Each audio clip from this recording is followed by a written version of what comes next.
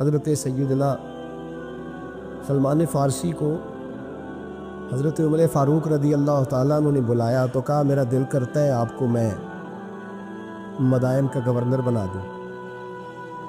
حضرت سلمان فارسی بڑے تگڑے قبیلے سے تعلق رکھتے تھے، بکتے بکاتے مدینے میں آ کے بکے، پھر نگاہ مصطفیٰ میں بک گئے صلی اللہ علیہ وسلم۔ بڑے تگڑے قبیلے سے تعلق تھا۔ یا حضرت عمر نے فرمایا میں آپ کو گورنر، کہا جی جیسے آپ کا حکم ہے، امیر کی بات ماننا، گورنر بن گئے۔ اور گورنر صاحب کرتے کیا ہے؟ گورنر صاحب کا حال یہ کہ گورنر صاحب نے وہی پھٹے پرانے سادے سے کپڑے پہنے اور ایک ہاتھ میں چھڑی پکڑی ہے، کبھی ادھر گھومتے ہیں کبھی ادھر، مدائن کی گلیوں میں گورنر صاحب گھوم رہے۔ اللہ اکبر، جہاں سواریاں اترتی تھی نا شہر کی، لوگ جو کرایہ لے کے گھوڑوں پہ سوار کرتے تھے، جہاں وہ لا کے اتارتے تھے، وہاں ایک شخص اترا، مہمان آیا کسی کے گھر میں مدائن۔ وہ شخص مہمان آیا تو اس کے بعد بڑے بڑے بکسے تھے، اس نے حضرت سلمان فارسی کو گھومتے دیکھا، کہنے لگے او غلام ادھر آئے نا، او بولیے او غلام ادھر آ۔ حضرت سلمان فارسی کہنے لگے جی جناب، کہنے لگے میرا سامان اٹھا اور فلاں گھر میں نے جانا، چھوڑ کے آ۔ جرت تو کرے کوئی جرت تو کرے کونسلر صاحب کو بھی آواز دینے کی، طاقت تو کرے کوئی، ایک معمولی سپاہی کو بھی کہنے کی جو نہ سب انسپیکٹر ہے نہ وہ کسی عہدے پہ فائل ہے، صرف ایک سادہ قوم کا وہ پہرے، اس کو کہہ کے تو ادھر آؤ غلام۔ بھئی گورنر کوئی کہہ دیا، گورنر صاحب نے سر کے اوپر بکسا اٹھایا ہے اور گلیوں میں گزر، کہتے ہیں بھئی غلام کو رستہ دے دو، ذرا سامان وزنی ہے، ذرا غلام کو رستہ دے دو، سامان وزنی ہے، پیچھے ہٹ جاؤ، ذرا رستہ دے دو۔ شہر میں داخل ہوئے تو لوگ دوڑے آئے، کہا حضور ہمیں دے دے۔ فرمایا نہیں، اس نے مجھے کہا ہے غلام اٹھا۔ وہ شخص شرمندہ ہو گیا، کہنے لگا حضور مجھے کب خبر تھی کہ آپ گورنر ہیں، غلطی ہو گئی، میں غلام کہہ بیٹھا۔ حضرت سلمان فارسی رو پڑے،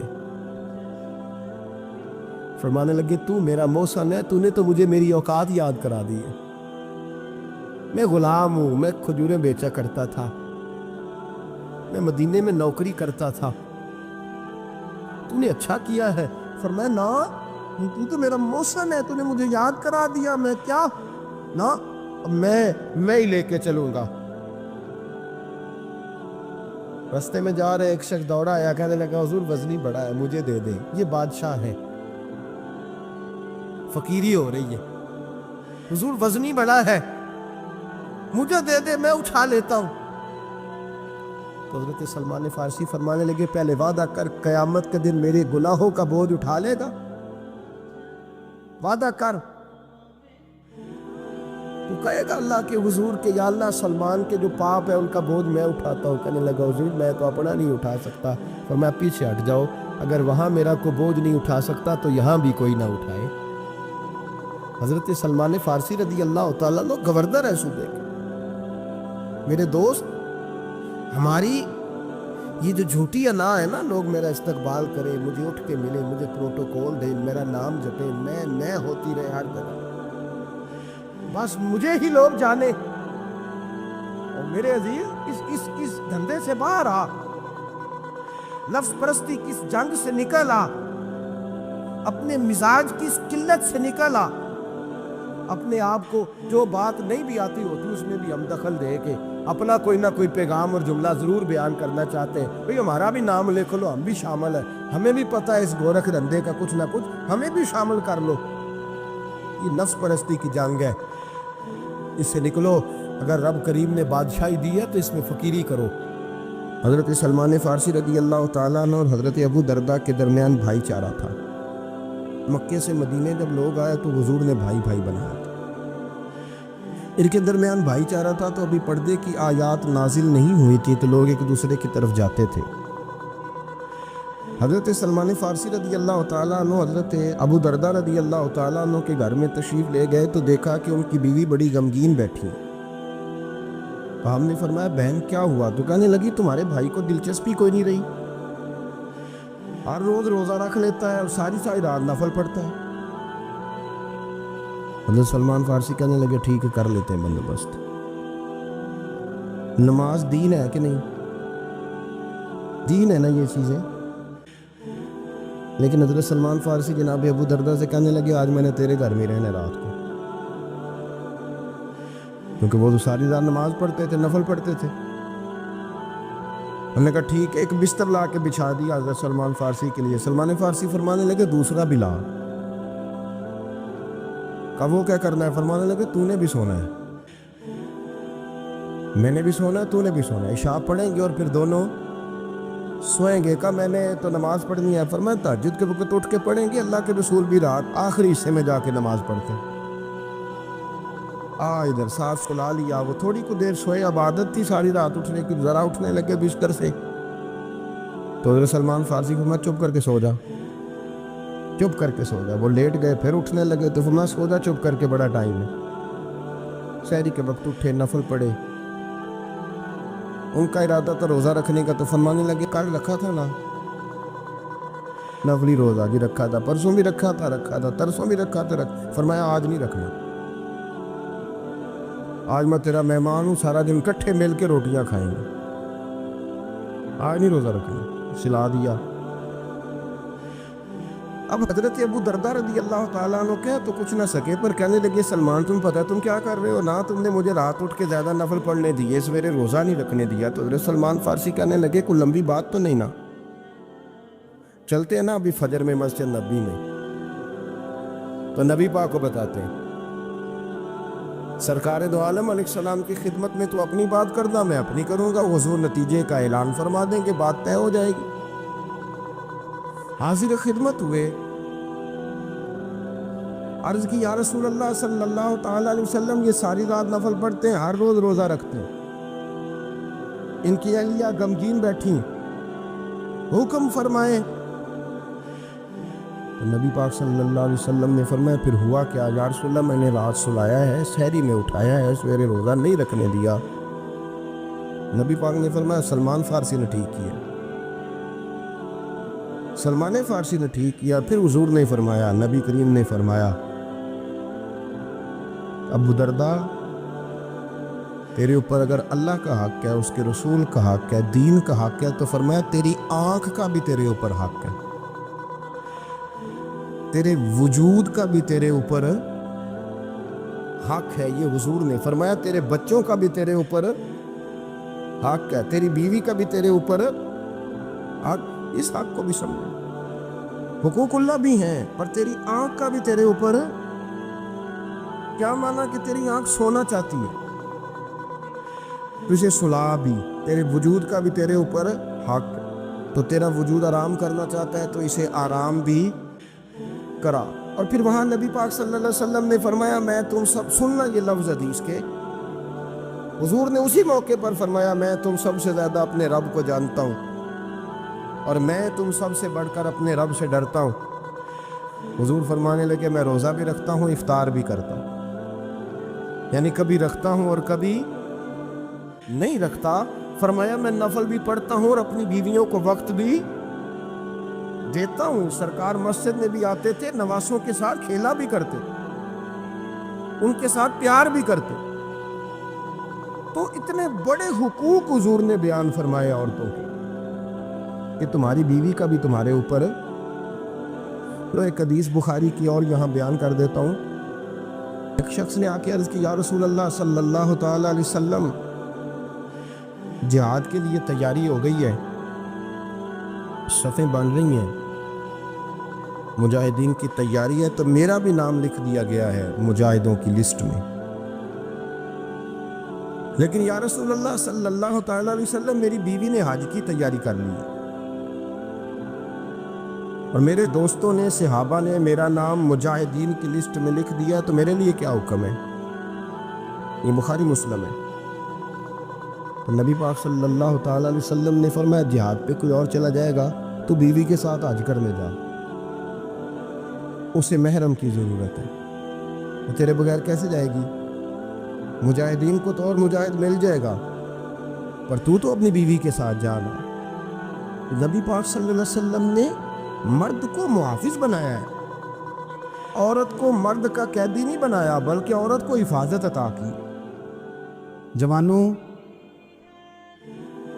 سادہ زندگی آسان ہوتی ہے، یہ جو زیب و زینت والی زندگی ہے یہ مشکل بڑی ہے۔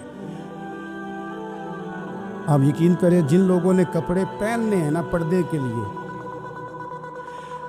وہ بڑے سوکھے ہیں، جو بھی مل گیا پہن لیا، اور جنہوں نے دکھانے کے لیے پہننے ہیں وہ بڑی مصیبت ہے کہ یار میں نے اتنا مہنگا جوڑا پہنا ہے، کسی نے تعریف ہی نہیں کی۔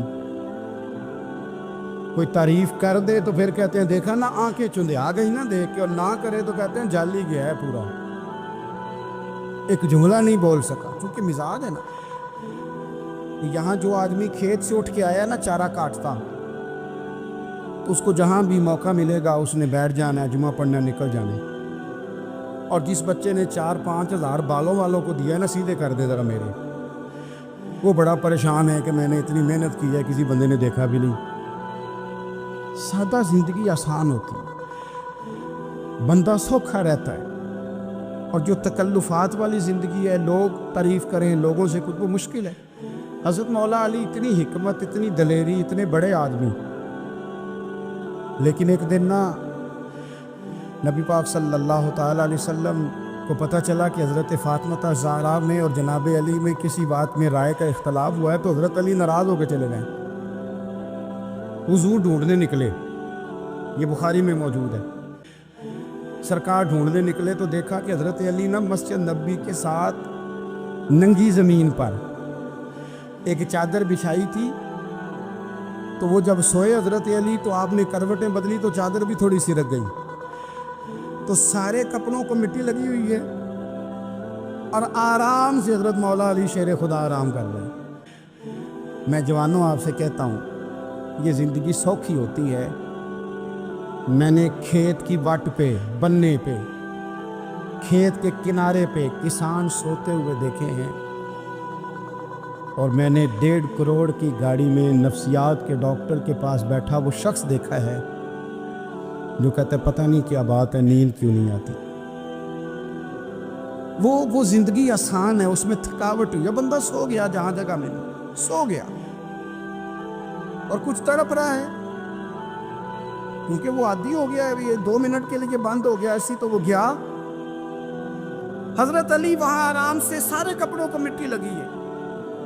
میں مولا کائنات کی بات کر رہا ہوں، میں شیر خدا کی بات کر رہا ہوں، میں اسد اللہ کی بات کر رہا ہوں، امام المشارق والمغارب کی بات کر رہا ہوں۔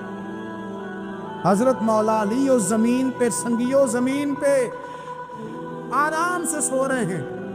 میرے محبوب گئے اور جا کے فرمایا، یا ابو تراب، او مٹی والے اٹھ جا، کپڑوں کو مٹی لگی تھی نا، مٹی والے اٹھ جا، لفظ کیا، یا ابا تراب، او مٹی والے۔ حضرت علی کو ساری حیات ظاہرہ جس نے بھی ابو تراب کہا، جناب علی بڑے ہی راضی ہوئے، خوش ہوتے تھے، فرماتے تھے یہ مجھے کہو، یہ میرے نبی نے مجھے کہا ہے۔ اور مٹی والے اٹھ جا، آپ کی زندگی کی جو سادگی ہے، میں آپ سے عرض کروں، ہمارے تکلفات ہمارے اپنوں کو بڑا پریشان کرتے ہیں۔ ایک دماغ وہ ہوتا ہے جو جہاں بٹھاؤ بیٹھ گیا، تو بوڑھا سسر بھی سکون میں ہے، ساس بھی آرام۔ اور ایک وہ ہے کہ جو ہر بات میں بگڑتا ہے کہ یہ چادر میرے شایان شان تھی جو بچھائی ہے، پتہ نہیں ہے میں کون صاحب ہوتا ہوں، تم نے میری مرضی کے مطابق فلانا کام نہیں کیا۔ آپ یقین کریں، سسر بیچارہ ادھار پکڑتا پھرتا ہے کہ داماد صاحب آ رہے، ہر بات میں رٹا، ہر بات میں جھگڑا۔ میرے پاس سنگی دور دراز سے آتے ہیں تو میں دیکھتا ہوں کہ اپنا لہجہ ہے، تو کچھ لوگ اتنے میٹھے، اتنے پیار والے آتے ہیں کہ یوں محسوس ہوتا ہے کہ جیسے ان کے لیے آپ کو کوئی تکلف کرنے کی ضرورت نہیں، اور کچھ ایسے ہیں کہ آپ کو سراہنے کھڑے ہونا پڑتا ہے کہ جناب کی چائے جلدی لے آئیں۔ مزاج نازنی پہ بعض چیزیں گراں گزرتی، تو بھائی جب آپ سادہ اور آسان ہو جاتے ہیں تو آپ دوسروں کے لیے بھی دشواری کم پیدا کرتے ہیں. حضرت علی شیر خدا کہتے ہیں بھوک لگ گئی تھی بڑی، بھوک بڑی لگ گئی اور حالات غربت کے تھے، آزمائش تھی. تو فرماتے ہیں کہ میں نے سوچا مزدوری نہ کر لیں. ہم کیا کرتے ہیں، جو زیادہ غریب ہے وہ مانگ لیتا ہے، جو درمیانے طبقہ کا وہ ادھار لے لیتا ہے. حضرت مولا علی نے کیا فرمایا؟ فرمایا مزدوری نہ کر لیں، چونکہ حالات کچھ اور تھے. حضرت مولا کائنات شیر خدا کرم اللہ تعالیٰ وجہ الکریم فرماتے ہیں یہ سادگی دیکھیں. آپ فرماتے ہیں میں مزدوری ڈھونڈنے نکلا. کیوں نہیں ملتی ہمارے جوانوں کو مزدوری؟ کیوں کہانیاں سناتے ہیں؟ حضرت علی کہتے ہیں میں ڈھونڈنے نکلا. ایک عورت کو میں نے دیکھا کہ اس نے کچھ مٹی نکال کے رکھی ہوئی ہے تو اسے تر کرنا چاہتی ہے. پرانے زمانے میں مٹی میں پانی ڈال کے اسی سے لوگ کام لیتے تھے، اسی سے دیواریں بن جاتی تھی. ہم گھارا کہتے ہیں اپنی زبان میں. تو وہ گھارا بنانا چاہتی ہے لیکن پانی نہیں نکل رہا اس سے نا. اس نے کنویں سے پانی نکالنا، نکل نہیں رہا. تو حضرت مولا علی شیر خدا کرم اللہ تعالیٰ وجہ الکریم فرمانے لگے میں نے اس بی بی سے کہا کہ میں پانی نکال دوں، مزدوری دو گی؟ اس نے کہا میں بھی مزدوری تلاش کر رہی تھی. ایک پانی کا ڈول آپ نکالیں گے اور مٹی پہ ڈالیں گے تو ایک کھجور دوں گی. حضرت علی فرماتے ہیں گرمی بڑی سخت تھی، میں نے 16 ڈول پانی کے نکالے، 16 برتن بھر کے پانی نکالا اور اس مٹی پہ ڈالا. پھر میں ہاتھ دھو کے آیا اور اس خاتون کے پاس بیٹھا تو اس نے مجھے او مزدور ہو، کمزور کمزور پڑتے ہو، پیچھے پیچھے ہو کے بیٹھتے ہو، خیال بناتے ہو کہ ہم کوئی کمزور لوگ ہیں. یہ دیکھو میں کن کی بات کر رہا ہوں، جن کا پیار ایمان ہے، جن کی محبت ایمان ہے.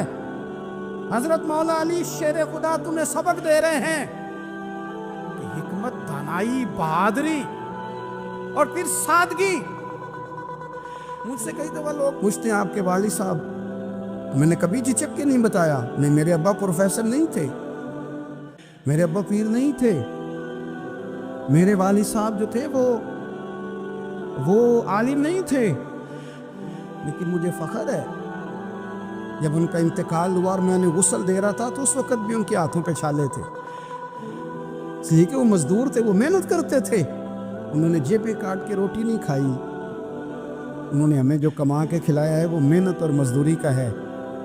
میں ناز سے کہا کرتا ہوں الحمدللہ میں کسان کا بیٹا ہوں، میں اس کا بیٹا ہوں جو دھرتی کا سینہ چیر کے اناج اگاتے تھے. اور میں نے دیکھا ہے کہ جب بڑولے میں میری اماں گندم بھرنے لگتی تو میرے والد صاحب فرماتے تیاں تیانیاں دا حصہ بھی کٹ لیں، غریباں دا بھی کٹ لیں، فلاں دا بھی، کہ فلاں آدمی دی گندم عید کی تھوڑی ہوئی ہے، وہ 2 بوریاں ادھر بھی بھیجنی ہے.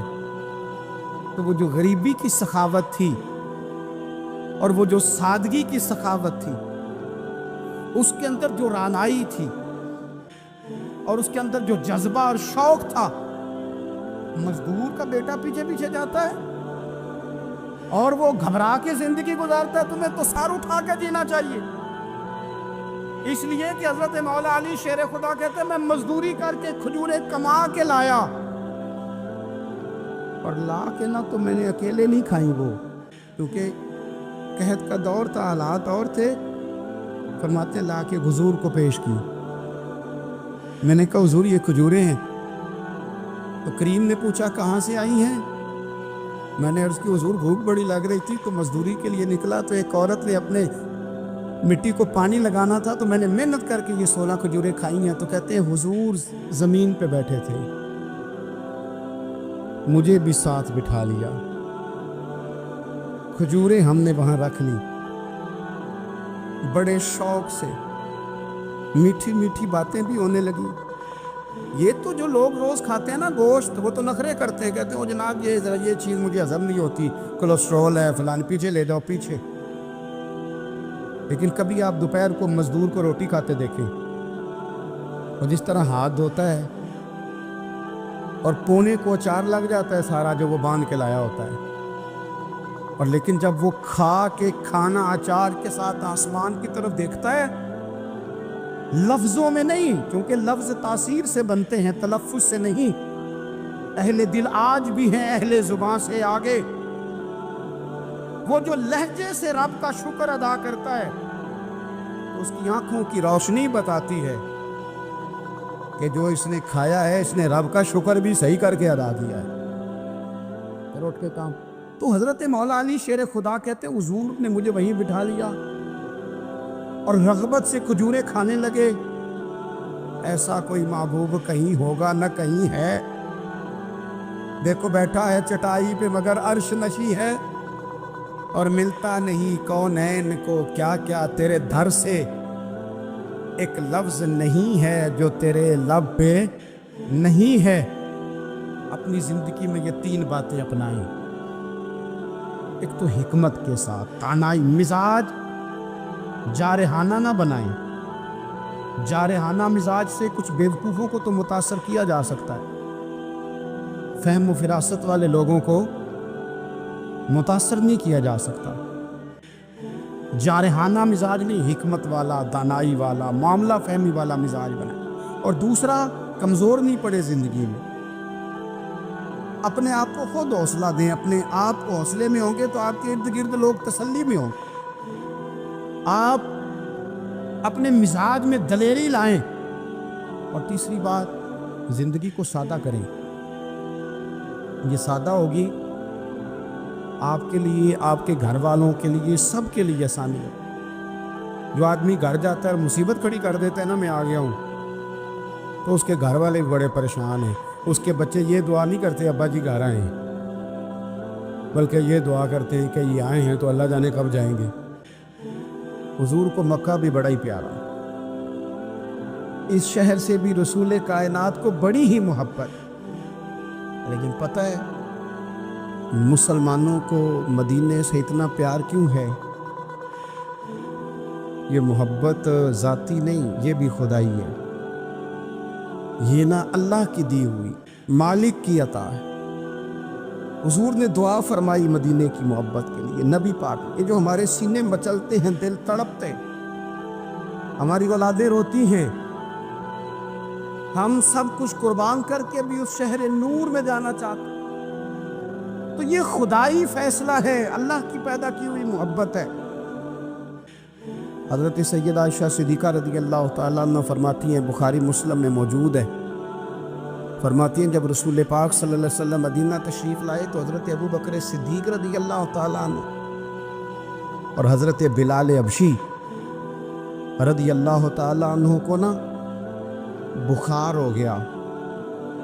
تو فرماتی ہیں چونکہ دونوں کو بخار تھا، تو ایک روایت میں تو یوں بھی ہے کہ حضرت بلال نا مکے کے فراق میں شعر بھی پڑھتے تھے۔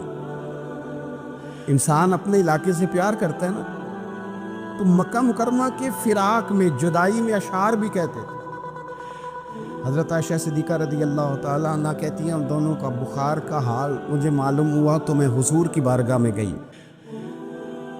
میں نے عرض کی یا رسول اللہ صلی اللہ تعالیٰ علیہ وسلم، جناب صدیق اکبر کو بھی بخار ہے، سیدنا بلال حبشی کو بھی، میرے دوست کو چاہیے تو یہ نا کہ بیماری کی اطلاع ملے تو شفا کی دعا ہو، پر کریم محبوب دلوں کے حال جانتے ہیں نا۔ حضور نے کیا دعا فرمائی، کہا اے اللہ جس طرح ہمیں مکے سے محبت تھی نا، اسی طرح ہمیں مدینے کی محبت دے دے، بلکہ ہمارے دلوں میں مدینے کی محبت مکے سے بھی زیادہ فرما دے۔ یہ دعا حضور نے مانگی تو مومنوں کے دلوں میں پیار ہے مدینے کا، یہ نبی پاک نے مانگا اللہ سے، دلوں میں پیار ہے، دل کھچے چلے جاتے ہیں، کھچے چلے جاتے ہیں، جنہوں ویک کے ٹھر دیاں اکھیاں نے، جنہوں ویک کے ٹھر دا سینہ ہے، ربا تیری ساری خدائی ہے پر ایک کی تے شہر مدینہ ہے، ربا تیری ساری خدائی چ ایک کی تے شہر مدینہ ہے، تیری ساری خدائی چ ایک کی تے شہر، جنہوں ویک کے ٹھر دیاں اکھیاں نے، جنہوں ویک کے ٹھر دا سینہ ہے، ربا تیری ساری خدائی ایک کی تے شہر مدینہ ہے۔ رسول پاک صلی اللہ علیہ وسلم نے دعا فرمائی اللہ ہمارے دلوں میں مدینے کی محبت پیدا فرما دے، اور پھر فرمایا اے اللہ مدینے کو صحت مند شہر بنا دے، اور فرمایا اس بخار کو نا یہاں سے منتقل کر دے، جوفا کی طرف بھیج دے، اس بخار کو نکال دے، اس کو صحت مند۔ یہ کچھ دن پہلے نا عالمی ادارہ صحت نے رپورٹ جاری کی، یہ عالمی ادارہ صحت نے دنیا کے سارے شہروں میں صحت کے لحاظ سے سب سے زیادہ بہترین شہر رسول ہے، مدینہ منورہ ہے، مدینہ منورہ ہے۔ ہم عالمی ادارہ صحت والوں سے کہتے ہیں تم رپورٹ نہ بھی نہ جاری کرتے، تم نے تو آج رپورٹ جاری کی ہے نا، تو یہ رپورٹ تو فرشتوں نے پہلے بنا لی تھی، اس لیے کہ حضور نے دعا کی تھی اللہ مدینے کو صحت والا شہر بنا دے۔ وہاں تو بڑے بڑے بیمار جا کے ٹھیک ہو جاتے، بڑے بڑے کمزور جا کے تندرست ہو جاتے، بڑے بڑے بوڑھے جا کے لگتا ہے توانا ہو گئے۔ وہ تو شہر ہے، کیا باتیں ہیں اس شہر کی۔ ایک دفعہ حضور کی زبان نور سے نکلا، ایک دفعہ صرف، کہ ایک اویس کرنی ہے، یہ صحیح مسلم ہے، ایک دفعہ نکلا، ایک اویس کرنی ہے۔ کرن کی شاخ ہے مراد، اس شاخ سے تعلق رکھتے ہیں، باپ کا نام عامر ہے، اویس بن عامر کہلاتے ہیں، برس کے نشان۔ یہ دیکھو یہ ساری نشانیاں حضور نے بتائیں۔ کتنی جگہ آپ نے سنا ہے حضور نے دیکھا نہیں انہیں؟ اور یارو تو ضروری تو نہیں نا کہ کوئی ظاہری طور پر ملے تو تب بھی پتہ چلتا ہے، محبوب کو پتہ ہے کون کہاں کہاں بیٹھ کے روتا ہے۔ لب واہ ہیں، آنکھیں بند ہیں، پھیلی ہیں جھولیاں، کتنی مزے کی بھیک تیرے پاک تر کی، کتنی مزے کی بھیک ماہ مدینہ اپنی تجلی عطا کرے۔ یہ ڈھلتی چاندنی تو پہر دو پہر، او دیکھو نا روزے دے دوالے نے غلام دیا ٹولیاں، وہ ایک پہ سن دے کروڑا دیاں بولیاں، اور بڑی امید ہے، بڑی امید ہے سرکار قدموں میں بلائیں گے۔ کرم کی جب نظر ہوگی مدینے ہم بھی جائیں گے، اور اگر جانا مدینے میں ہوا ہم غم کے ماروں کا تو مکینے گنبد خضرا کو حال دل سنائیں گے۔ ایک دفعہ حضور نے فرمایا عمر، ایک اویس بن عامر نام کا شخص ہے، کرن کا ہے، مراد ایک شاخ ہے قبیلے کی، اس سے تعلق رکھتا ہے، ماں کا بڑا فرما بردار ہے۔ دیکھیں حضور غلاموں کی نشانیاں بتا رہے ہیں، غلاموں کی، بے خبر ہو جو غلاموں سے وہ آقا کیا ہے، اور بندہ مٹ جائے نہ آقا پہ تو وہ بندہ کیا ہے۔ فرمایا برس کے نشان ہے چہرے پہ، برس ہوا تھا وہ ٹھیک ہو گیا، درہم کے مطابق نشان ہوگا، ماں کا فرما بردار ہے۔ اور حضور نے فرمایا عمر، اس بندے کی شان اتنی ہے کہ وہ اگر اللہ کو کوئی قسم دے دے تو رب پوری کر دیتا ہے۔ فرمایا اگر عمر تیری ملاقات ہوگی نا تو اسے اپنے لیے دعا کرا لینا۔ بس طے کر لیا حضرت عمر نے، جو بندہ بھی یمن سے آئے عمر پوچھے اویس کو جانتے ہو، اویس کو جانتے ہو، جو بھی ملے نا حضرت عمر پوچھے اویس کو جانتے ہو۔ ایک وقت وہ آگے آ کے حضرت اویس کو دیا گیا، حضرت عمر کی ملاقات ہو گئی۔ آپ ذرا دیکھنا نشانیاں بتا رہے، کہنے لگے آپ کا نام اویس بن عامر ہے، مراد کی شاخ سے ہیں، یہ چہرے پر نشان ہے، ماں کے فرما بردار ہیں، کہاں؟ کہنے لگے اٹھاؤ پھر ہاتھ میرے لیے دعا کرو۔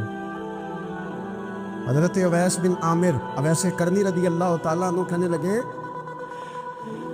عمر میں آپ کے لیے دعا کروں؟ فرمایا کرو نا، اس لیے کہ مدینے والے حبیب نے کہا تھا دعا کرانا،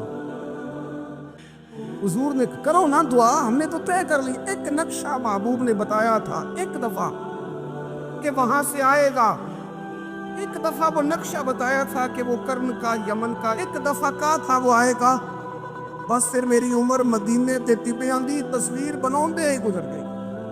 ساری زندگی پوچھا اویس تو نہیں نام، پھر وہ مل گئے تو کہا دعا کرو، دعا کرائی۔ پھر حضرت فاروق اعظم رضی اللہ تعالیٰ عنہ حضرت اویس کرنی سے کہنے لگے آپ کہاں جانے کا ارادہ رکھتے ہیں؟ یہ سارا کچھ صحیح حدیث میں موجود ہے۔ حضرت اویس کرنی کہنے لگے میں کوفے جانے کا ارادہ رکھتا ہوں۔ کہا میں کوفے کے گورنر کے نام خط لکھ دوں کہ اویس آ رہا ہے؟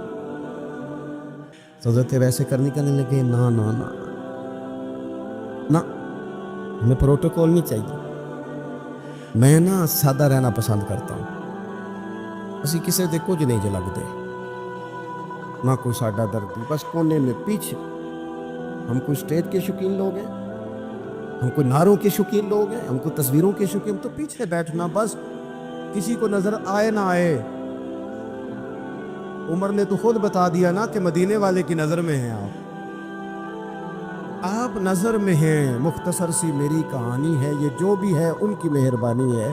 جب ان کی نظر میں ہے تو پھر کیمرے کی نظر میں آئے چاہے۔ حضرت اویس کہنے لگے ضرورت کوئی نہیں، میں پیچھے رہنا پسند کرتا ہوں۔ تو حضرت عمر نے کوفے بھیج دیا۔ کسی نے حضرت سید احمد کبیر رفاعی سے پوچھا کہ بابا اتنا بڑا درجہ،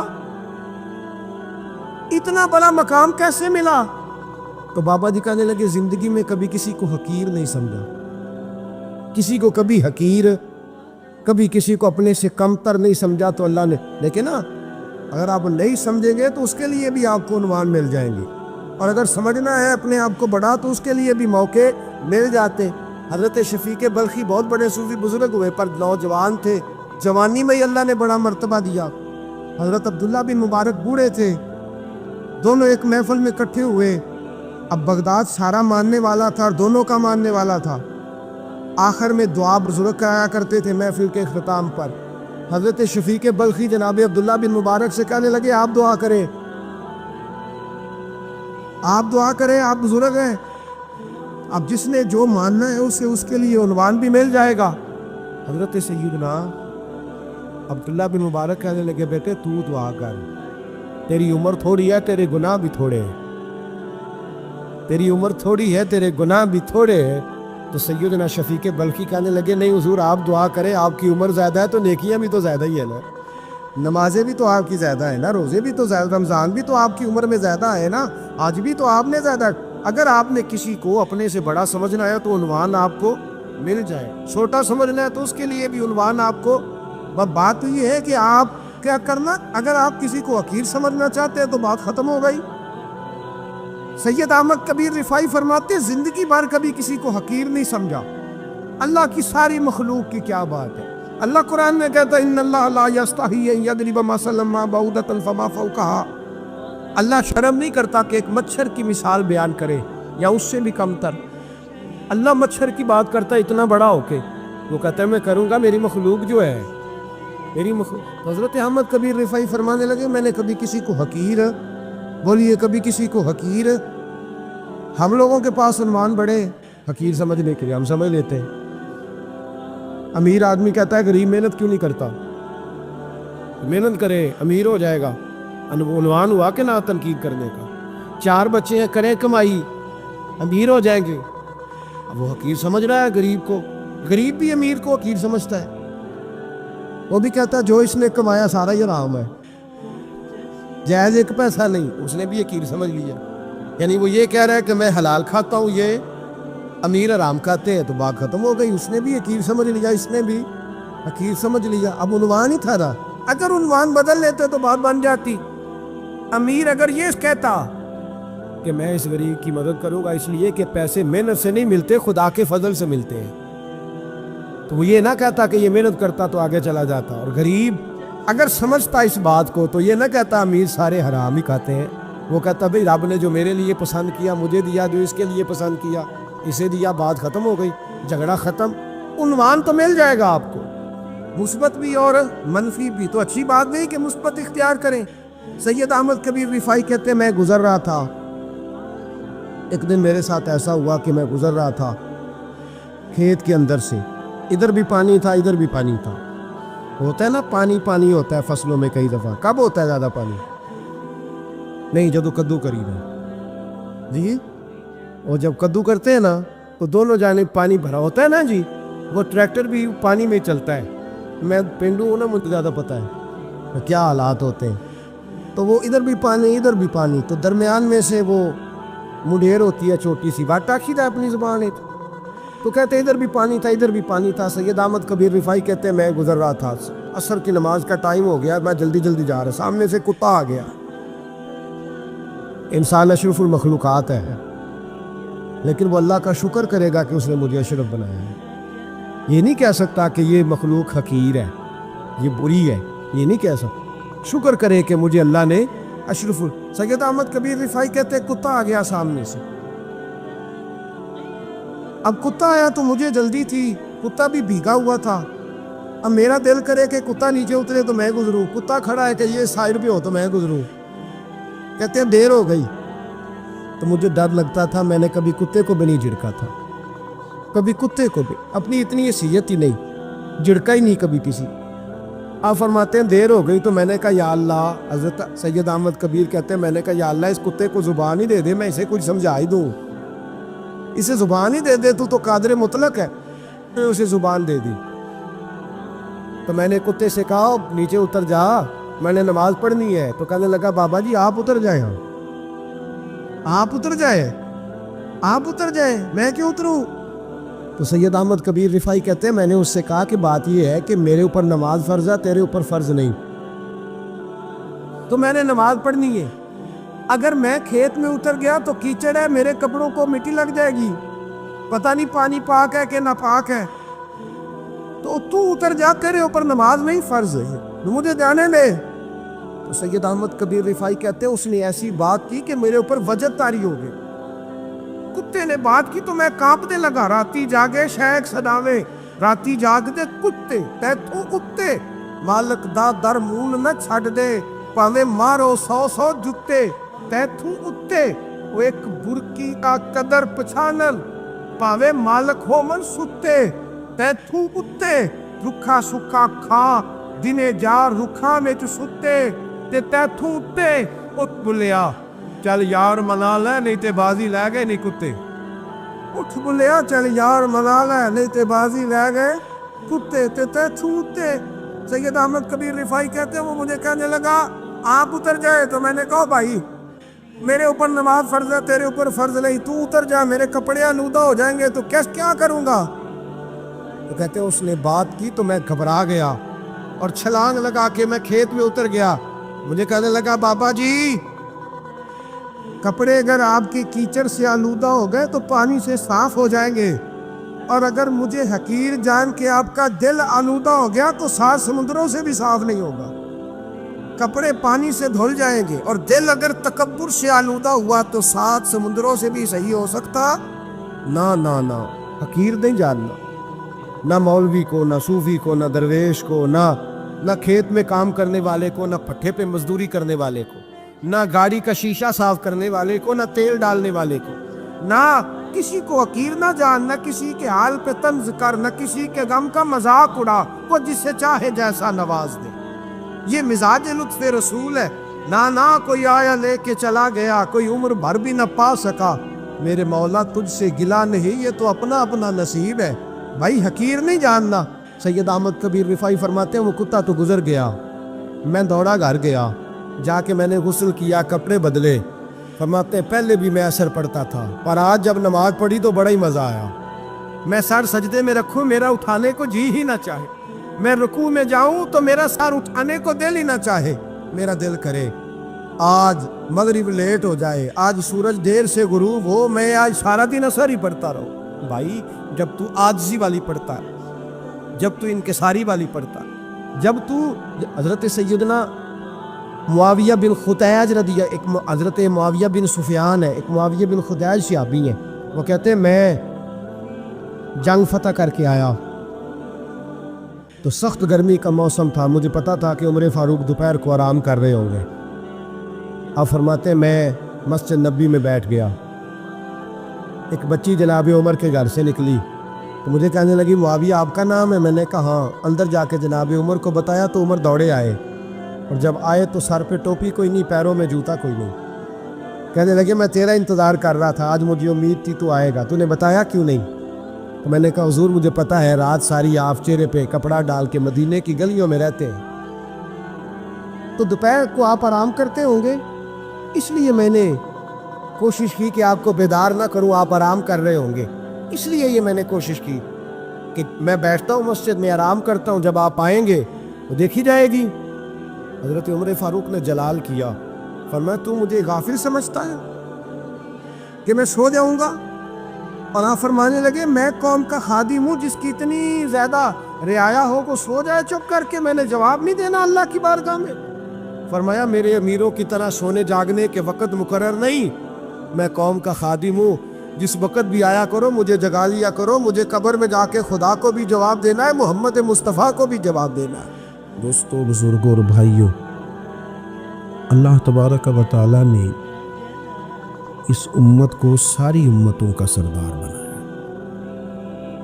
कुंतुम खैरा उम्मतिन कह के इस उम्मत को अल्लाह ताला ने तमाम उम्मतों की इमामत अता कर दी। रब करीम ने नबी करीम अलैहिस्सलाम के सदक़े से हम गुनाहगारों को भी वो फजीलत अता की जो हुजूर के ग़ुलामों को नसीब है।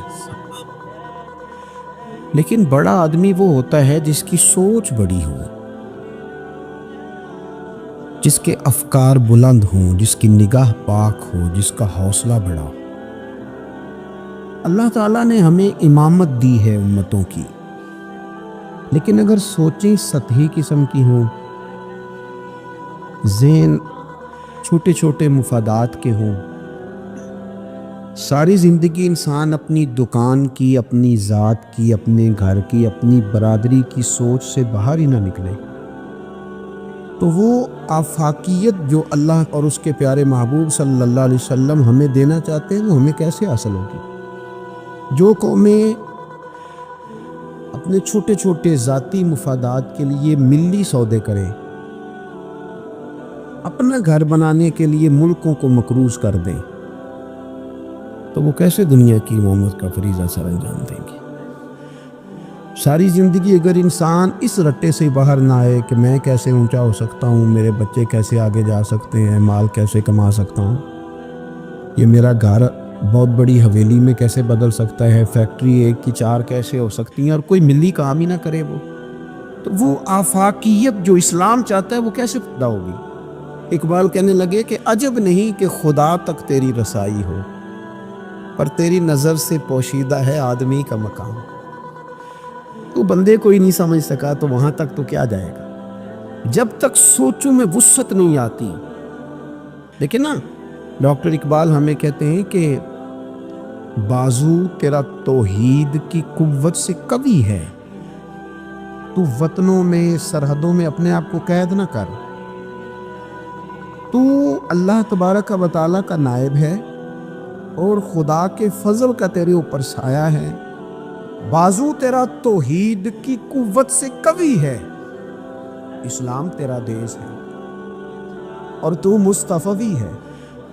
तू अपने मजहब को इस्लाम जान, अपने वतन को, और थोड़ी बड़ी सोच पैदा कर, थोड़ा बड़ा। और इकबाल कहने लगे वक्त फुर्सत है कहाँ, काम अभी बाकी है।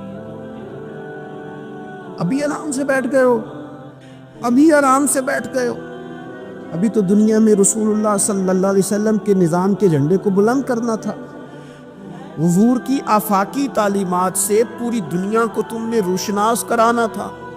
इकबाल कहने लगे वक्त फुर्सत है कहाँ, वो काम अभी बाकी है, नूर तौहीद का इत्माम अभी बाकी है, भी तो आगे बढ़ना था। लेकिन सतही सी सोचें, छोटी छोटी बातें, मसलन अमीर दौलत के चक्कर में और गरीब उस कमज़ोरी के एहसास में कि मैं तो गरीब हूँ जी, मैं तो, गरीबी को बेचा तो नहीं ना जाता, गरीबी कोई फार सेल तो नहीं होती, गरीबी वो ज़ख्म तो नहीं जिसे दिखा दिखा के बंदा पैसे वसूल करे। आप अपनी गरीबी को भी क्या सेल करेंगे, अपने आंसू भी बेचेंगे कि मैं चूँकि कमज़ोर हूँ तो लिहाजा फटाफट मेरी बोली लगा दी जाए। ला यसअलून अन्नास इल्हाफा, कुरान कहते हैं उन्हें बड़ी भी ज़रूरत हो तो फिर भी लिपट लिपट के सवाल नहीं करते, उनकी सोचें बड़ी होती हैं। वो कहते हैं बंदे क्या दे सकते हैं, सेठ क्या दे सकते हैं, नवाब क्या दे सकते हैं, अल्लाह रसूल से मांगेंगे। उनकी बड़ी सोचें होती हैं। वो शायर था ना, एक बेचारा, शायर नाराज़ ना हो जाएं, ये भी बेचारे काबिल रहम होते हैं। सारी दुनिया सो रही होती है तो ये छतों पे फिर रहे होते, कहते हैं आमद हो रही है, तो ये भी एक अजीब बाज़ोखात कैफियत बन जाती है। तो उसकी भी हालत कुछ थोड़ी ज़्यादा ही पतली थी, कपड़े भी फट गए, किसी चौक में मक्खियाँ भिनक रही थी, तो किसी ने समझ लिया कि शायद गरीबी बेचेगा। एक बंदा सेठ गुजरा तो 5 रुपए फेंक गया, तो वो शायर उसे कहने लगा ये उठा अपने पैसे ले जा। कहने लगा वो आपको इसलिए दें कि आपको ज़रूरत थी। बड़ा खुददार आदमी था, कहने लगा अगर ज़रूरत होगी तो मैं रब से मांग लूँगा, अल्लाह से मांग लूँगा, ज़रूरत पड़ेगी तो। ये आरज़ुए करम और मैं आपसे करूँ, یہ آرزو کرم اور میں آپ سے کروں، یہ بھیک اس کو دی دی ہے جس کا خدا نہ ہو۔ میں مانگ لوں گا، اللہ رسول مجھے دیتے ہیں۔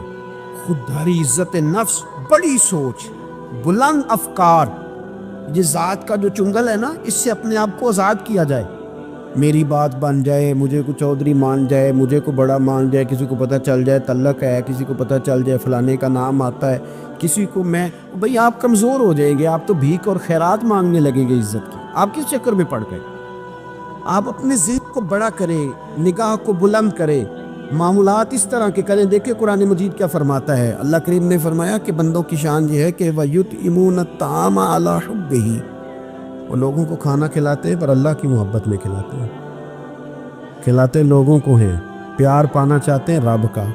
مسکینم و یتیمم و اسیرا، مسکین کو بھی، یتیم کو بھی اور قیدی کو بھی۔ کبھی اگلی آیت پر آپ غور کریں نا، فرمائے انما نطعمکم، بے شک وہ کھانا کھلاتے ہیں لوجہ اللہ، اللہ کی رضا کے لیے۔ لا نرید منکم، اور وہ نہیں چاہتے جزاء ولا شکورا، نہ وہ کوئی جزا مانگتے اور نہ ان کا دل کرتا ہے کہ ان کا شکریہ ہی ادا کریں۔ شکریہ کے لفظوں کا تکلف بھی نہیں چاہتے، ولا شکورا۔ شکریہ کے جملے بھی کوئی بولے انہیں پسند، کیوں؟ اس لیے کہ انما نطعمکم لوجہ اللہ، کیونکہ کھلایا جو اللہ کے لیے۔ پھر کسی کو کہنا میرا احسان مند بان شکر گزار ہو، یہ بات درست نہیں ہوتی۔ میرے عزیز تھوڑی سی نا بڑی سوچ، ضروری نہیں کہ آپ سماجی ہوں، سیاسی ہوں، آپ کا بڑا رکھ رکھاؤ ہو، یہ کوئی ضروری ہے؟ آپ کی سوچ بڑی ہو، ذہن میں وسعت ہو، آپ غریب آدمی ہو بھلے، آپ بات ملنی کرے، آپ کو احسار کرنا آتا ہو۔ میں نے پچھلے جمعے بتایا تھا کہ ایک صحابی نے بھوکے رہ کے مہمان کو کھانا کھلایا۔ ان کی اپنی حالت یہ تھی کہ ایک وقت کا کھانا نہیں تھا۔ آپ کے مزاج میں وسعت ہو، مزاج میں۔ بخاری شریف میں حدیث ہے، نبی پاک صلی اللہ تعالی وسلم کے سامنے سے ایک شخص گزرا، کریم محبوب علیہ السلام نے لوگوں سے پوچھا کہ اس کے بارے میں تمہاری کیا رائے ہے؟ عرض کی یا رسول اللہ بہت وزادار آدمی ہے، بڑا باوقار ہے، کوئی بھی بات کرے تو لوگ توجہ سے سنتے ہیں، کہیں پیغام نکاح دے تو اسے رشتہ مل سکتا ہے، کسی کی سفارش کرے تو قبول کی جا سکتی ہے۔ حضور زیر لب ہلکا سا مسکرائے اور خاموش ہو گئے۔ بڑے بڑے سیاسی سماجی لوگ ہوتے ہیں نا شہروں میں، وہ بیچارے مطلب ان کا بس نہیں چلتا کسی کی منت کرے کہ کہہ 2 دفعہ مجھے چودھری صاحب، گزارش کرے، کسی کا ترلا کرے کہ مہربانی کر 2 دفعہ کہہ دے میں بڑا آدمی ہوں، بول دے صحیح۔ شیخ سعدی کہتے ہیں جس طرح لکڑی کو گھن کھا جاتی ہے، بڑے لوگوں کو خوشامد کھا جاتی، کھوکھلا کر دیتی، صلاحیتیں ضائع ہو جاتی، تعریف کا اتنا شوق لگ جاتا ہے، اتنی لت لگ جاتی ہے تعریف۔ تو حضور خاموش ہو گئے۔ تھوڑی دیر کے بعد ایک غریب آدمی گزرا، یہ بخاری ہے۔ نبی کریم صلی اللہ علیہ وسلم نے فرمایا اس کے بارے میں تمہارا کیا خیال ہے؟ عرض کی یا رسول اللہ یہ تو غریب آدمی ہے، سادہ آدمی ہے، یہ کوئی بات کرے تو لوگ توجہ سے سنے نہ، پیغام نکاح دے تو کوئی اسے رشتہ بھی نہ دے، اور حضور یہ سفارش کرے تو قبول بھی نہ ہو۔ ایک بندہ پہلے گزر گیا جس کے بارے میں یہ تھا کہ بڑا جناب، لوگ اس کو جانتے ہیں، اس کی بات سنی جاتی ہے، سفارش مانی جاتی ہے، پیغام نکاح دے تو رشتے ملتے۔ اس کے بارے میں بالکل دوسرا مترادف اور الٹ تبصرہ کیا گیا، یا رسول اللہ یہ غریب آدمی ہے، اس کی وہ وزاداری نہیں۔ اب نتیجہ حضور نے بیان کرنا تھا، رزلٹ نبی پاک نے دینا تھا۔ حضور فرمانے لگے وہ جو تم نے کہا نا کہ بڑا وزادار ہے اور سفارشیں مانی جائیں اور پیغام نکاح قبول کیے جائیں، فرمایا اس طرح کے بندوں سے زمین ساری بھر بھی جائے تو پھر بھی یہ جو غریب گزرا ہے نا، یہ ان سب بندوں سے زیادہ افضل ہے۔ آپ کا کیا خیال ہے کہ نام کی تختیاں زیادہ لگی ہوں تو بندے کا رعب زیادہ ہے؟ اس نے بڑے افتتاح کیے ہوں تو اس کا رعب زیادہ ہے؟ تو میرے عزیز آپ بڑی سوچ، وسعت والی، بڑا کلیجہ، بڑا حوصلہ۔ نبی پاک صلی اللہ تعالیٰ علیہ وسلم نا بڑی باتیں ارشاد فرماتے تھے۔ حضور کی کوئی ایک حدیث بھی، کبھی ایک حدیث پر بھی غور کرو گے تو عالمی سوچ ملے گی آپ کو، آفاقی بات، اس میں دنیا کی ساری حکمتیں پنہا نظر آئیں گی آپ کو۔ لیکن مسلمان اپنی گلی سے باہر نہیں آتا، اپنی برادری سے باہر نہیں آتا، اس کو یوں لگتا ہے کہ میرے گھر پیسے آ گئے نا، ایسی ہوا چلی ہے کہ ہر شخص سوچتا ہے اور تمام شہر جلے، بس ایک میرا گھر نہ جلے۔ حالانکہ سارے جل گئے تو کس کے ساتھ زندہ رہے گا؟ بستیاں اجڑ گئی تو کدھر جائے گا؟ آپ اپنی مزاجوں کے اندر وہ وسعت لائیں، وہ بڑائی پیدا کریں۔ اٹھ باندھ کمر کیوں ڈرتا ہے، پھر دیکھ خدا کیا کرتا ہے۔ درویش نے لکھا ہے، وہ کہتے ہیں ایک شخص نے نا، بس تمثیل سمجھانے کے لیے ہوتی ہے نا مثالیں، ایک شخص کسی چیز کی تلاش میں تھا، وہ چیز پہاڑوں پہ ملتی تھی، پہلے بھی کئی لوگ گر گئے، سمجھ لیں کوئی پھل تھا، کوئی جڑی بوٹی تھی، کوئی چیز تھی، پہاڑ بڑا اونچا تھا، وہاں سے ملنی تھی، یہ بھی گیا اس کی تلاش میں۔ تو یہ جب ایک پہاڑ پہ چڑھا تو ڈھلان تھی، پاؤں پھسل رہے تھے، اس نے ہمت نہیں ہاری، اس نے نا کدال پکڑا، سامان پکڑا لوہا کاٹنے کا، اس نے وہ پہاڑ کاٹ کے تو وہاں 50-60 سیڑھیاں بنائیں۔ پھر اگلے پہاڑ پہ گیا تو وہاں بھی پیر پھسلتے تھے، ڈھلان تھی، چڑھا نہیں جا سکتا، اس کو بھی کاٹا، 50-60 سیڑھیاں بنائیں۔ تیسری پہ گیا تو اس کو بھی کاٹا، سیڑھیاں بنائیں۔ اب بڑے زمانے لگ گئے، کمزور ہو گیا، بوڑھا ہو گیا، موت کا وقت آ گیا۔ کسی پوچھنے والے نے کہا کہ تجھے ملا کیا؟ 3 پہاڑ کاٹ کے تو نے سیڑھیاں بنائی، تو پہنچ سکا نہیں، ملا کیا؟ کہنے لگا تمہیں پتہ ہی نہیں میں کامیاب کتنا ہوا ہوں، میں نے اکیلے نے وہ چیز نہیں پانی تھی، اس کو پورے شہر کی ضرورت تھی، جہاں تک میں نے بنا دیا ہے نا، اب جو سفر شروع کرے گا اسے اگلا سفر شروع کرے گا۔ او میں نے 3 سیڑھیاں تو زندگی میں بنا دی ہے نا، 3 تو میں نے بنائی ہیں، اب جو سفر شروع کرے گا وہ اس سے، اور میں کامیاب ہو کے جا رہا ہوں، میں نے اپنے حصے کا کام کر دیا، میں یہی کر سکتا تھا، یہی مالی دا کم پانی دینا، او تے پر مشکاں پاوے، اب وہ خالق دا کم پھل پھل لانا، لاوے یا نہ لاوے تو ڈیوٹی تو کرنا، اپنی تو ڈیوٹی نہیں کرتا۔ ایک بابا جی بوڑھے تھے، ہاتھ کانپ رہے تھے ہاتھ، تو درخت لگا رہے تھے، ایک سیانہ بندہ گزرا، اس نے کہا بابا جی نہ آپ نے پھل کھانا ہے، اتنی محنت کی کیا ضرورت ہے؟ وہ کہنے لگا پتر ہمارے پچھلوں نے لگائے تھے نا، ان کے پھل ہم نے کھائے ہیں، ہم سوچتے ہیں کہ ہم خود غرض نہ مر جائیں، ہم بھی کوئی پھل لگا دیں، چلو آنے والی نسلیں ہی کھا لیں گی، میں اگلی نسل کا سوچ رہا ہوں۔ بھائی ملنی سوچے، کامی، آپ کچھ تو کر دیں ایسا کہ پھر آنے والوں کو صفر سے نہ شروع کرنا پڑے، کوئی تو ایسی منزل ہو، کوئی تو ایسا رستہ ہو، کچھ تو آپ بنا کے دے جائیں، کچھ تو آپ کر جائیں۔ امام بخاری ہمیں بخاری بنا کے دے گئے، انہوں نے کہا لو میں تمہیں حضور کی سیدی سے جمع کر کے دے رہا ہوں، اب تشریح کرتے رہنا، اب پڑھتے رہنا، قیامت تک سناتے رہنا۔ لیکن وہ ہمارا یہ والا سفر انہوں نے ختم کر دیا کہ ہم جائیں، جا کے حدیث تلاش کریں، ڈھونڈ کے لائیں، اس کی صحت پر بحث کریں۔ وہ بھائی ہمارے بزرگوں نے جتنا کام کیا نا، ہمارے اسفار آسان کیے، ہمیں کچھ ملی کرنا چاہیے۔ باتیں میں نے کہا سمجھانے کے لیے ہوتی ہیں۔ جب صحابہ مدائن کی جنگ میں تھے نا، تو وہاں مال غنیمت کٹھا ہو رہا تھا، تو ایک صحابی بہت سارا مال غنیمت ان کے ہاتھ آیا، تو وہ سارا لے کے آئے، پر چہرے پہ کپڑا تھا، چہرے پہ کپڑا تھا۔ انہوں نے لا کے وہ مال غنیمت دیا، واپس جانے لگے تو لوگوں نے پوچھا یار تم اتنا مال لے آئے ہو، تم رکھ بھی سکتے تھے، ہمیں کیا پتا تھا تمہارے پاس ہے، تو نام ہی بتا دو۔ تو کہنے لگے نام بتاؤں گا تو کیا کرو گے، تعریف ہی کرو گے نا، میں وہ تعریف کرانا چاہتا ہوں جو میرے رب کریم کی بارگاہ سے انعام ملے اور فرشتوں کی زبانوں پہ آئے۔ تم تو 1-2-4 منٹ کے لیے کرو گے، بات ختم ہو جائے گی۔ اور پھر کہنے لگے اگر تم نے ضرور ہی کرنی ہے نا تو میرا نام چھوڑو، میرے رب کی تعریف کرو جو تعریف کے قابل ہے، الحمدللہ رب العالمین، اس کی کرو تعریف۔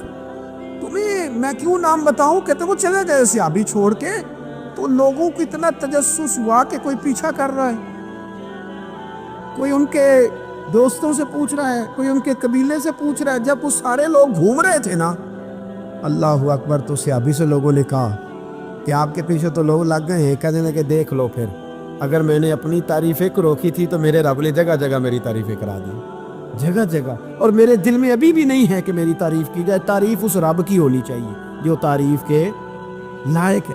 ہم نا سطحی سوچے پیدا کرتے ہیں، سطحی۔ شہاب نے ایک جگہ پہ لکھا ہے، اس نے کہا یہ جہاں آج منگلا ڈیم ہے نا، یہاں پہلے میرپور شہر ہوتا تھا اصل۔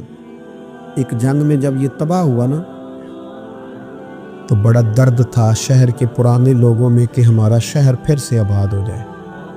کہتے ہیں میری ڈیوٹی تھی، ایک افسر میرے ساتھ اور تھا، جیپ میں جا رہے تھے، ایک بوڑھا آدمی اس کی بیوی ساتھ گدھے پہ 2 بوریاں رکھ کے گزر رہا ہے۔ ہمارا گاڑی قریب سے گزرنے لگی تو ہاتھ دے کے کہنے لگا پتر بیت المال کدھر ہے جہاں مال جمع کراتے ہیں؟ حکومت کی وزارت خزانہ کا دفتر کہاں ہے؟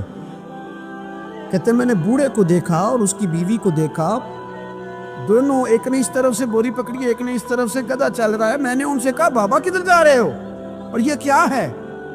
کہنے لگے پتر ہمارا شہر تباہ ہو گیا ہے۔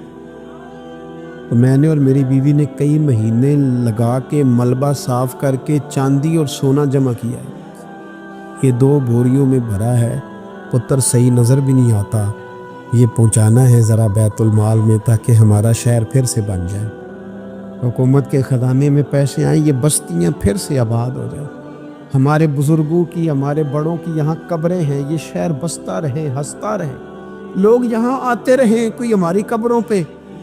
کہتے ہیں میں نے بابے کے ہاتھ دیکھے تو چھالے سے بھرے ہوئے، اس کے کپڑے دیکھے تو پھٹے ہوئے، بوری سونے کی بھری ہوئی۔ کہتے میں رو پڑا، میں نے کہا تیرے قربان جاؤں، تو نے اتنی محنت کی ہے گھر بنانے کے لیے نہیں، شہر بسانے کے لیے۔ او بھائی کوئی شہر بسانے کو بھی تو محنت کرے نا، کوئی ملک بنانے کو بھی تو محنت کرے نا، کوئی دین کے آفاقی پیغام اور آفاقی قدروں کی بحالی کے لیے بھی کوشش کرے نا، سطحی سوچے تمام شہر جلے بس ایک میرا گھر نہ جلے۔ کوئی ایسا کام، کوئی ایسا معاملہ، کوئی ایسی چیز جو آفاقی ہو، جو بڑی ہو، آپ کی سوچے اگر تھوڑی سی بھی وسعت پیدا کر دے تو اللہ تعالیٰ اس میں آپ کے لیے برکت پیدا کر دیتا ہے۔ آپ تھوڑا سا ذوق پیدا کریں، تھوڑا سا۔ میرے اسا فرمایا کرتے تھے مدرسوں کے بچوں سے پیار کرتے رہنا، خدا اپنے بچوں پہ ویسے ہی رحمت کرتا رہے گا۔ کسی غریب کی اشکشوئی کرتے رہنا، گھر کا چراغ خود بخود ہی جلتا رہے گا۔ سوچیں چھوٹی ہے، سطحی ہے، ہمارا مفاد چھوٹا ہے، ہم اس کے اندر وسعت لانے کو تیار نہیں ہوتے، چھوٹا لالچ برپا کرتے ہیں، حضور بڑی سوچ دیتے ہیں۔ سراقہ بن مالک کہتے ہیں کہ ابو جہل نے کہا کہ 100 سرخ اونٹ ملیں گے جو حضور کو معاذ اللہ گرفتار کرے گا، میں 100 سرخ اونٹوں کے لالچ میں گیا اور میں حضور تک پہنچ گیا۔ وہ تو حضور نے حکم دیا تو زمین نے میرے گھوڑے کے پیر پکڑ لیے، اندر دستے چلے جا رہے تھے۔ کہتے ہیں میں نے کہا کہ حضور میں 100 سرخ اونٹ کے لالچ میں آیا ہوں۔ اس زمانے میں سب سے بڑی سلطنت کیسر روم کی تھی اور اس کی جو شے سب سے زیادہ مشہور تھی وہ سونے کے کنگن تھے۔ ظاہری طور پر بڑا بادشاہ اور بڑی چیز ہاتھوں میں، آپ خاص غور کریں میں کیا کہنے لگا ہوں۔ او سنگیو، وہ کہتے ہیں میں آیا تو 100 سرخ اونٹ کے لیے، تو حضور مجھے فرمانے لگے تو 100 سرخ اونٹ کے پیچھے میں ہے اور میں تیرے ہاتھوں میں کسرا کے کنگن دیکھ رہا ہوں۔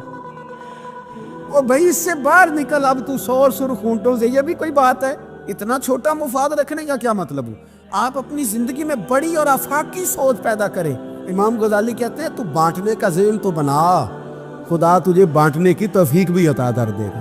ذوق تو پیدا کر، لیکن نہیں، چھوٹی چھوٹی باتیں، تھکی تھکی باتیں، کچی کچی باتیں، کمزور سہمے سے لوگ، او حالات کے سہمے ہوئے لوگوں کو بتا دو حالات بدل جاتے ہیں، کوئی ایک جیسے نہیں رہتے۔ ہر وقت کمزور بات کرنی اور ہر وقت جناب انداز۔ حضرت سیدنا امام زین العابدین بڑا بانٹا ہوں، سوچ بہت بڑی تھی، یعنی آفاقی مزاج کے لوگ، اونچے قد کا مزاج، اونچے رویے۔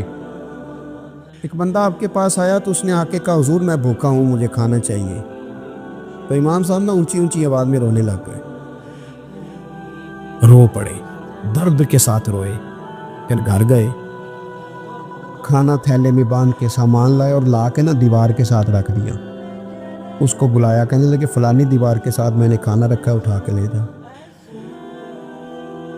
آپ کے صاحب زیادہ کہنے لگے ابا جی ایک تو رونا آپ کا میری سمجھ میں نہیں آیا، لوگ سوال کر ہی لیتے، اور پھر یہ کہ آپ نے دیوار کے ساتھ رکھا تھا اسے دے دینے میں کیا حرج تھا؟ تو امام صاحب فرمانے لگے پتر رویا اس لیے ہوں کہ یار وہ بھوکا تھا اور مجھے پتہ ہی نہیں تھا، پتہ نہیں کتنی بھوک سے کہ اسے کہنا پڑا ہے، درد آیا ہے کہ خدا سوال کرے گا کہ تیرے پڑوس میں بندہ بھوکا تھا، اس گلی میں بھوکا تھا، تجھے پتہ ہی کوئی نہیں تھا۔ رو پڑا ہوں کہ مجھے خبر ہونی چاہیے تھی اور وہاں اس لیے رکھا ہے کہ ہمیشہ لینے والا ہاتھ دینے والے ہاتھ سے چھوٹا ہوتا ہے.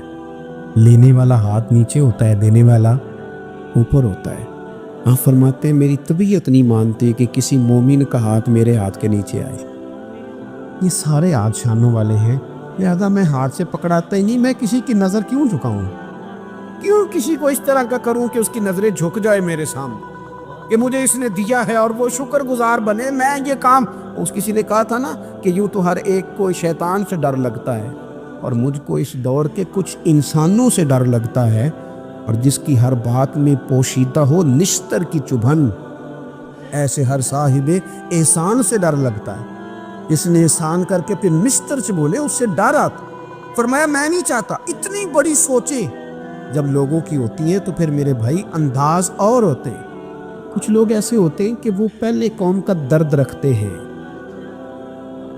لیکن پھر جب انہیں دولت مل جاتی ہے, کوئی عہدہ مل جاتا ہے, پھر اس طرح کے نہیں رہتے. بعض لوگ پہلے نیک ہوتے ہیں, بڑے پرہیزگار ہوتے ہیں, غریبوں کا درد رکھتے ہیں, ان کی سوچیں سلجھ, پھر ان کو عہدہ مل جاتا ہے, پھر آہستہ آہستہ وہ کہنے لگ جاتے ہیں سارا ٹھیک ہے جی, کدھر ہے مہنگائی, کچھ بھی نہیں. جب بندہ جب تک کرائے کی گاڑی میں سفر کرتا ہے تب تک تو وہ کہہ رہا ہوتا ہے کہ کتنا کرایہ بڑھا دیا آپ نے, 5 روپے اضافہ کر دیا. اور جب وہ اپنی گاڑی میں بیٹھے پھر وہ جو بس کے پیچھے ہوتے ہیں وہ بیوقوف نظر آتے ہیں. کیوں, اب تو اس کے پاس پجارو ہے, اس کو کیسے وہ لوگ اب بھلے نظر آئیں گے. لیکن وہ بھائی ابھی بھی ہے کچھ گھر جہاں رات کو یہ ڈسکس ہوتی ہے کہ شادی آ گئی ہے ملتان, تو کرایہ کہاں سے پورا کرنا ہے, کرایہ تھوڑا ہے لہذا بچے رہنے دو, خود چلے جاتے ہیں, وہاں کچھ دینا دلانا بھی پڑے گا. ابھی بھی ہیں لوگ جو بیچارے ادھار پکڑ کے بیاہ پہ کرایہ لگاتے ہیں, لیکن جب سوچ کسی کی وہ رہتی نہیں. عبد الملک بن مروان بڑا نیک کہلاتا تھا, فقہا میں شمار ہوتا تھا, اتنی مسجد میں بیٹھ کے عبادت کرتا تھا کہ اس کو حمامت المسجد, مسجد کا کبوتر کہنے لگ گئے لوگ. لیکن پھر اس کے خلیفہ بننے کا اعلان ہوا. جس دن اعلان ہوا اس دن بھی مسجد میں بیٹھا تھا. پھر اس نے قرآن مجید رکھ کے نا الماری میں, تو کہنے لگتا ہے اب میری اور قرآن کی جدائی ہونے لگی. پھر وہ یہی شخص تھا جس نے حجاج بن یوسف جیسا ظالم آدمی گورنر بنایا. یہ وہی تھا جس کے دور حکومت میں حضرت عبداللہ بن زبیر جیسے لوگ شہید کیے گئے. بس وہ کیفیت ہی نہیں رہی. منصب مل گیا, عہدہ مل گیا تو ختم ہو گئی بات.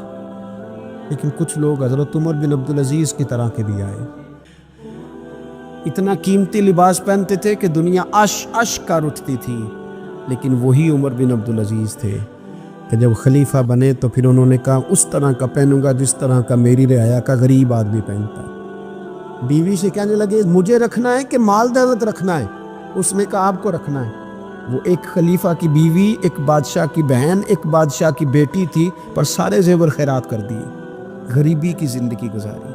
کچھ لوگ نہیں بدلتے, کچھ عہدہ آ گیا, مال آ گیا, روح بھی بدل گیا. کہانیاں اور ہو گئیں. یعنی گاؤں سے آ کر پڑھنے والے بھول ہی گئے کہ کس کی ماں نے کتنا زیور بیچا تھا. پھر ان کے حالات بھی بالکل تبدیل ہو گئے, انہیں پتہ ہی نہیں ہم کیا تھے.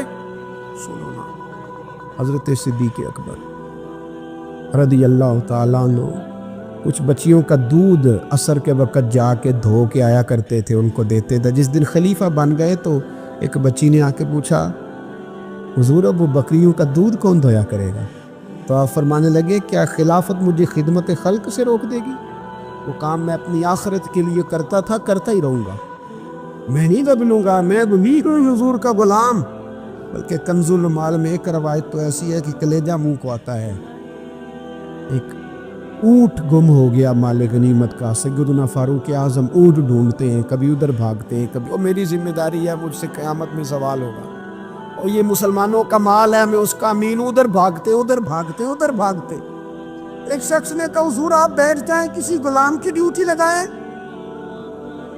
24 لاکھ مربع میل پر حکومت, علم بھی, فضل بھی, تقویٰ بھی, اور سب سے بڑھ کر عمر وہ ہے جن سے اللہ بھی راضی, رسول اللہ بھی راضی صلی اللہ تعالی علیہ وسلم. حضرت عمر سے کہا بیٹھ جائیں, غلام کی ڈیوٹی لگائیں. حضرت عمر نے رخ پھیر کے دیکھا اور اس بندے کی طرف دیکھ کے کہنے لگے میں بھی تو ایک غلام ہی ہوں. کیا ہوں میں؟ ایک غلام ہی ہوں. मैं तो गुलाम ही हूँ, इतने महल चढ़ाया सानिया, गुलाम ही हूँ मैं, क्या हूँ मैं।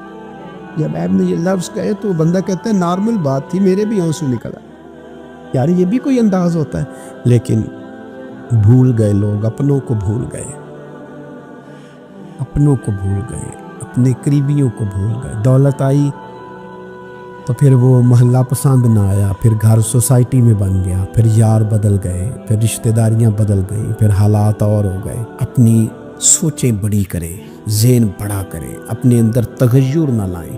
आप आफाकी बन जाएं, ज़हन बड़ा हो तो खुदा अता भी बड़ा ही करता है। अल्लाह समझने की तौफीक अता फरमाए। आखिर दाव। हजरत अरफा बिन रबी हुजूर के